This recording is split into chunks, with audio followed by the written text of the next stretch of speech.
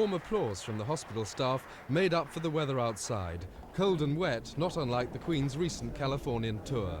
She'd come to Westminster Hospital to see and open 4 new operating theatres built over 6 years to replace the pre-war theatres. Doctors and nurses who normally meet patients with gowns and face masks in place were on hand unmasked to greet the Queen. The new theatre complex has cost £1.75 million, and despite today's official unveiling, has actually been in use for 7 months, with an average of 30 operations a day.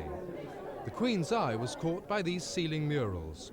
Placed above the anaesthetic tables, they're the last thing the patients see before going unconscious. Most of them think it's unique in that there is something else to look at apart from a blank ceiling, and they enjoy the different coloured birds. And I was, in fact, rather restricted to birds that I could find in museums, because as you can see, the birds on the ceilings are viewed slightly from underneath, and so I had to go to all the natural history museums, sit on the floor and paint all the birds that are in the tops of the cases. So I kept having keepers coming around saying, "You sure you don't want a stool, dear?"